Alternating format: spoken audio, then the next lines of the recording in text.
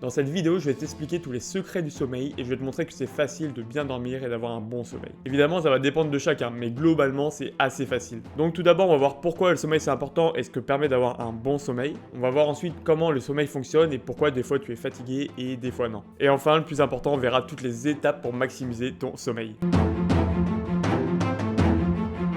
Durant le sommeil, les connexions neuronales se réorganisent. On va avoir des sécrétions hormonales, donc testostérone, hormones de croissance, etc.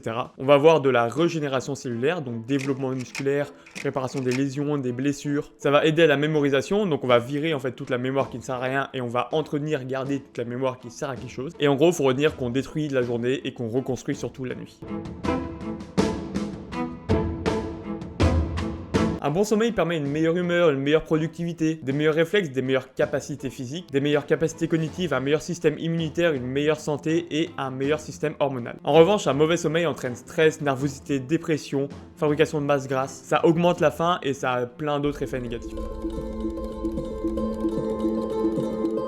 Il faut savoir que c'est le cycle circadien qui dirige notre sommeil. Donc le matin, on sécrète du cortisol et de l'adrénaline pour nous réveiller. Et le soir, donc 11 à 13 heures après, on va sécréter de la mélatonine pour favoriser l'endormissement. Une autre hormone qui est intéressante à retenir, c'est l'adénosine. Au fur et à mesure de la journée, on accumule de l'adénosine, donc c'est pour ça qu'on est de plus en plus fatigué. Et ce que permet le sommeil, c'est de reset en fait tous les taux d'adénosine, donc pour nous permettre de ne plus être fatigué, et on recommence chaque journée. On accumule, on est fatigué, on reset, on réaccumule, on est fatigué, on reset, etc. Pourquoi des fois tu es fatigué et des fois non? C'est parce que des fois le matin t'as pas reset assez tes taux d'adénosine, donc tu en as encore un peu dans le corps, donc c'est pour ça que tu es fatigué. Et des fois tu es en pleine forme, c'est parce que tu as totalement reset tes taux d'adénosine et donc tu es en pleine forme.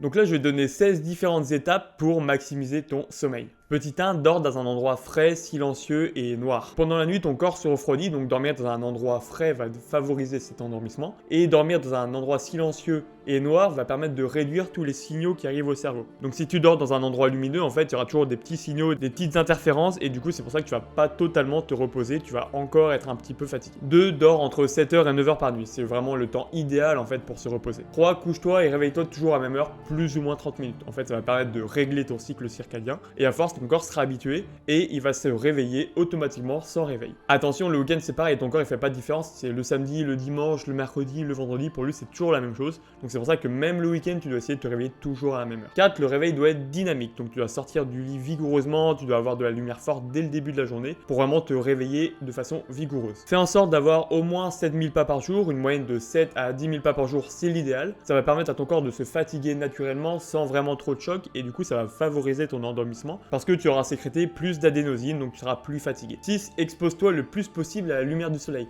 En fait, la lumière du soleil va te donner de l'énergie par la sécrétion de vitamine D. Et donc, plus d'énergie la journée te permettra d'avoir plus d'adénosine le soir et donc tu seras plus fatigué et ton endormissement sera favorisé. 7. Active le night shift sur ton téléphone et ton ordinateur pour qu'ils correspondent au lever et au coucher du soleil. Le night shift, c'est quoi en fait? C'est que ça va transformer toute la lumière bleue de tes écrans, donc la lumière plus associée à la journée et au réveil, en lumière plus orange, plus chaude, qui est la lumière plus de la nuit. Donc en fait, tu vas mettre de la lumière orange pour le soir et donc pour ton cerveau, pour tes yeux, ça va correspondre en fait à la lumière de la nuit et donc ça va en fait régler ton cerveau à aller dormir, à régler ton cycle circadien, etc. C'est pour ça que si tu joues aux jeux vidéo tard le soir, jusqu'à 1h, 2h, 3h du matin avec de la lumière bleue, tu seras toujours réveillé parce que ton cerveau pour lui, il va voir la lumière bleue, il va croire que c'est la journée et donc il ne va pas sécréter de mélatonine, il va pas être fatigué ensuite. 8. Regarde le lever et le coucher du soleil pendant 2 à 5 minutes tous les jours. Pourquoi ça? En fait, ton cerveau, il va voir le soleil se lever, il va voir le soleil se coucher, donc il va voir en fait ces lumières chaudes arriver ou disparaître, voir ces lumières bleues arriver, et du coup il va pouvoir sécréter du cortisol, de l'adrénaline, ou à l'inverse sécréter de la mélatonine pour dormir. En fait, il va voir le soleil, il va régler son cycle circadien, et c'est toujours pareil en fait, sécrétion d'hormones, favoriser l'endormissement, etc. Évite la caféine après 16-17 heures. En fait, la demi-vie du café, c'est à peu près 6 à 10 heures, donc même si tu t'endors rapidement après avoir bu un café, en fait ton sommeil sera pas réparateur. Pourquoi? Parce que la caféine, en fait, ça va se fixer à la place de l'adénosine, donc ton cerveau il va moins récupérer, il va toujours être excité, il va pas se mettre en mode nuit. J'ai oublié où est-ce qu'on en était. Donc prochaine étape, ne fais pas d'activité stimulante avant d'aller dormir, donc un gros film d'action, une bonne partie jeu vidéo. Pourquoi? Parce que ton cerveau en fait il va sécréter de l'adrénaline, il va pas être fatigué parce que il aura beaucoup d'activité, beaucoup de stimulation et du coup il va moins aller dormir. A l'inverse, si tu calmes ton esprit et ton corps avant d'aller dormir, ton cerveau il va diminuer petit à petit le nombre de stimulations qui arrivent sur lui et du coup il va progressivement aller dans l'endormissement. Donc c'est pour ça que si tu fais un peu de méditation le soir avant de te coucher, tu vas favoriser ton endormissement. Prochain point, essaie de poser ton téléphone 30 minutes à 1 heure avant d'aller dormir. Tout ça c'est lié en fait à tout ce que je t'ai dit avant, donc au niveau des stimulations, au niveau du night shift. Non seulement si t'as pas le night shift, il y aura la lumière bleue, mais en plus de ça tu vas créer plein de stimulations, donc des stimulations auditives, visuelles, avec les réseaux sociaux, l'actualité, et du coup ton cerveau il va être activé, il aura toujours plein de stimulations avant d'aller dormir, et donc c'est pour ça que tu vas moins vite t'endormir, tu seras encore un petit peu fatigué. Essaye de garder ton lit uniquement pour dormir et évidemment aussi pour le sexe. Mais tout ce qui est travailler, regarder des séries, essaie de le faire dans une autre pièce. Comme ça, ton cerveau, en fait, il va vraiment associer le travail, les séries, toutes les stimulations à un endroit en particulier et il va vraiment associer ton lit à dormir, se reposer.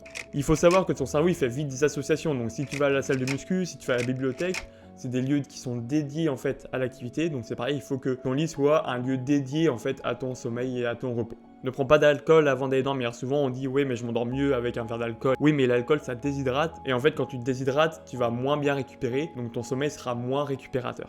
Essaye d'avoir un but pour ta journée du lendemain, au moins ça te donnera une raison de te lever le matin, tu seras plus excité à l'idée de sortir du lit. Et enfin le mouth tapping, en fait c'est ce que Alan y fait, tu mets du sparadrap sur ta bouche pour te forcer à respirer que par le nez. Pourquoi? Très rapidement, c'est parce qu'en fait la respiration par le nez, la respiration nasale te permet une meilleure récupération, un meilleur apport d'oxygène, un meilleur échange gazeux, etc.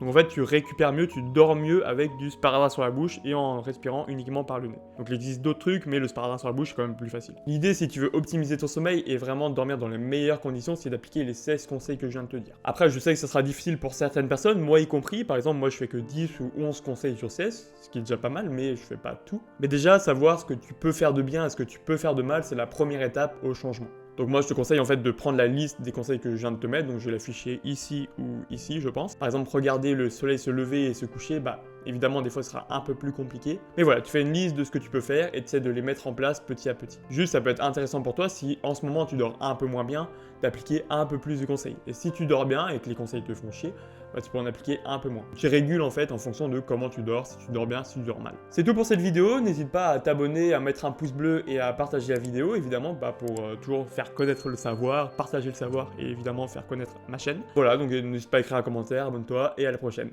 Ciao.